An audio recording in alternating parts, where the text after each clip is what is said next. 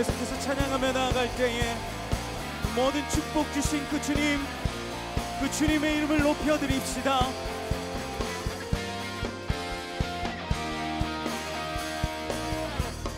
주 이름 찬양, 풍요의 강물을 흐르는 부요한 땅에 살 때에 주님 찬양해. 주 이름 찬양, 거칠은 광야와 같은 인생을 걸어갈 때도 주님 찬양해. 모든 축복 주신 주님 찬양하리. 어떤 날이 다가와도 나 외치리.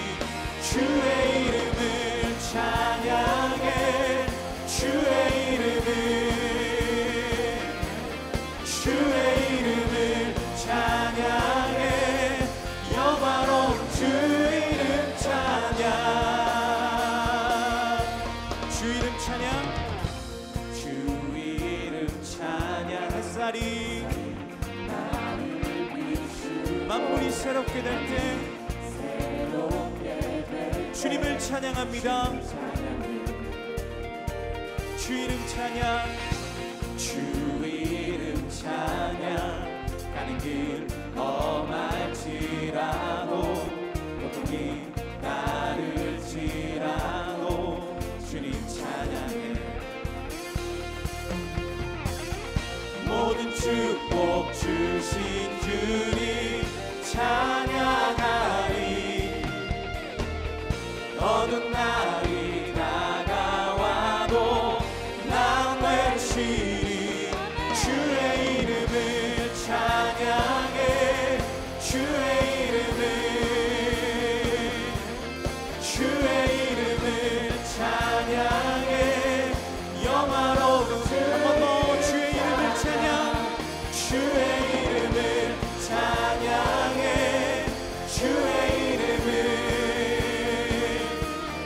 주의 이름을 찬양해. 영화로운 주 이름 찬양. 주님은 주시며 주님은 찾으시네. 내 맘에 하는 말 주 찬양합니다. 주님은 주시며 주님은 찾으시네. 내 맘에 하는 말 주 찬양합니다. 주의 이름을 찬양해.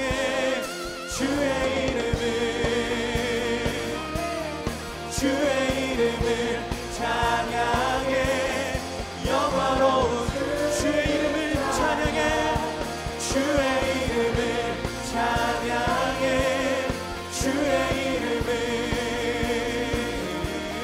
주의 이름을 찬양해. 영화로운 주 이름 찬양.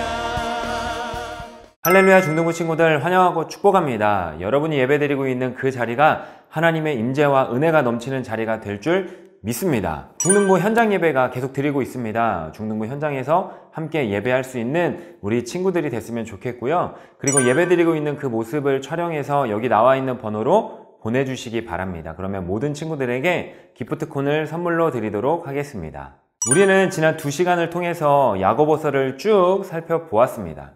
시험과 시련은 그리스도인에게 피할 수 없는 것이다. 그래서 야고보서는 여러 가지 시험을 당하거든 이라고 말하고 있죠.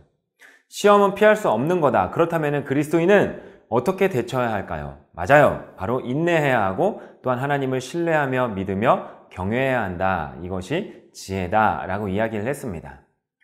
오늘 또 다시 한번 이 시험과 시련에 관하여 이야기를 하고 있는데 우리는 시험이 찾아왔을 때 두 가지 선택을 할 수 있습니다. 그 시험을 견디거나 아니면 그 시험을 포기하거나. 여러분은 어떠한 선택을 했습니까? 그리고 야고보서의 말씀을 듣고 있는 지금 여러분은 어떤 선택을 하겠습니까? 그리스도인에게 시험과 시련은 절대로 저주가 아닙니다. 저주는 우리가 인내하면서 견뎌낸다고 해서 절대로 긍정적인 결과로 나타나지 않습니다. 그러나 하나님이 허락하신 이 시련과 시험은 인내하고 경외함으로 다가간다면 그 끝에는 하나님이 분명히 회복을 주시고 또한 복을 주신다고 이야기를 하고 있는데, 그것이 바로 12절의 말씀입니다. 우리가 12절을 한번 읽어보겠습니다. 시험을 참는 자는 복이 있나니 이는 시련을 견디어낸 자가 주께서 자기를 사랑하는 자들에게 약속하신 생명의 면류관을 얻을 것이기 때문이라. 네, 여기서 말하는 복은 어떠한 복일까요? 시험을 견디면 돈을 많이 버는 축복이 있는 것일까요? 아니면 시험을 견디면 진짜로 시험에서 찍는 것마다 다 맞는 그런 복이 있는 것일까요? 아닙니다. 여기서 말하는 복은 영적인 복입니다. 그리스도인이기 때문에 받을 수밖에 없는 복입니다. 그 복이 무엇이냐면 바로 생명의 면류관입니다. 그냥 꽃을 꺾어서 만든 월계수관이 아니라 정말 일시적이고 한시적이고 시들어버리는 이러한 면류관이 아니라 우리를, 여러분을 영원히 그 주님의 임재 안에 살게 하는 영광스러운 약속인 또한 영생으로 인도해주는 생명의 면류관인 것입니다. 무슨 말이냐면은 여러분이 만난 이 시험과 시련의 끝에 실패와 죽음이 기다리고 있는 것이 아니라 생명이 기다리고 있는 것이고, 또한 하나님이 허락하신 이 시험은 이미 결과를 알고 싸우는 시합과 같다는 거죠. 그리고 이 시합의 결과는 죽음이 아니라 생명이라는 것입니다. 그런데 우리는 이 시험과 시련이 우리에게 닥쳐오면은 자기 욕심 때문에 자기 정당화를 합니다. 왜일까요? 우리가 사는 이 세상은 기본적으로 죄가 들어온 타락한 세상이기 때문에. 그래서 우리는 무슨 생각을 합니까? 나는 옳았는데 죄가 문제야. 환경의 문제야. 나는 억울해. 끊임없이 자기 정당화를 합니다. 우리가 분명히 알아야 할 거는 하나님이 우리를 훈련하고 또한 시험하는데 우리를 망하게 하는 훈련과 시험은 하지 않는다. 그리고 이 시험에 넘어지고 유혹에 넘어지는 거는 죄로 인해 우리 각 사람이 욕심 때문에 이끌려 미혹되었기 때문이다 라는 것이죠. 그래서 끊임없이 자기를 정당화할 뿐만 아니라 심하게 자기를 자책할 때도 있습니다. 그래서 나는 정당한데, 나는 올바르게 살았는데 재수가 없어서 그래, 운이 없어서 그래, 나는 문제가 없고 죄가 문제야, 내가 하나님 앞에 잘못된 게 아무것도 없어 라는 착각을 할 때가 너무나 많이 있습니다. 이때 우리가 점검해보고 돌아봐야 할 부분은 나 자신을 돌아보고 또한 내가 하나님의 기준에서 벗어나서 스스로 욕심에 이끌려가지는 않았는가, 이거를 점검해보지 않으면은 시험과 시련 가운데 우리가 인내하고 오래 참고 생명의 열매인 또한 생명의 면류관을 또한 얻을 수 없다라는 것입니다. 뿐만 아니라 15절을 살펴보면은요, 욕심이 잉태한 즉 죄를 낳고 죄가 장성한 즉 사망을 낳느니라. 어느 한 엄마가 아이를 가졌습니다. 네, 이 아이가 아이야 나와라 뿅 하면은 이 아이가 자연적으로 태어날까요? 아니겠죠. 태아가 10달 동안 엄마 뱃속에서 영양분을 공급받고 잘 자라야지만 10개월 만에 빛을 볼 수 있고 또한 세상에 나올 수 있습니다. 그리고 성장을 하며 사람이 됩니다. 죄도 마찬가지입니다. 욕망과 욕심의 씨앗이 우리의 마음 가운데 심겨집니다. 이 욕심과 욕망의 씨앗은 또한 이것은 죄는 아니지만 사탄은 우리를 계속해서 넘어뜨리려 하기에 죄로 자라나게 하는 것입니다. 그래서 이 욕심이 자라서 죄란 열매를 나타나고 또한 이 욕심이 자라서 죄를 낳고 또한 죄가 장성한 즉 사망이 되는, 이것이 죄의 사이클이고 죄의 순환 방법입니다. 욕심, 죄, 사망.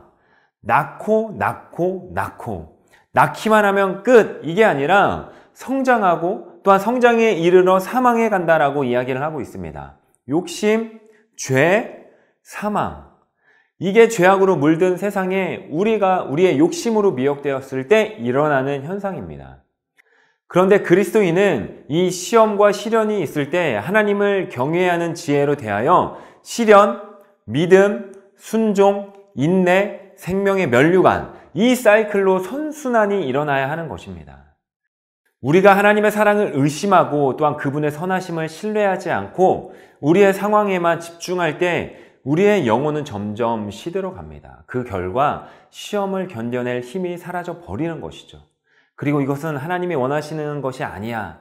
결국 사탄이 이르는 결과에 따라가는 것이고요. 욕심, 죄, 사망을 이르는 결과를 낳게 되는 것입니다. 여러분, 시련 중에 있습니까? 또 광야의 길을 걷고 있습니까? 분명히 기억하시기 바랍니다. 하나님의 선하심을 의심하지 말기 원합니다. 그리고 두 마음으로 갈라지지 말고 한 마음으로 또한 시련의 때에 하나님을 바라보고 이 시련의 끝에 하나님이 부어주실 그 은혜와 복을 기억하며 또한 마지막으로 그 생명의 면류관을 바라보며 나아가는 사랑하는 중등부 친구들이 되기를 주님의 이름으로 소망합니다.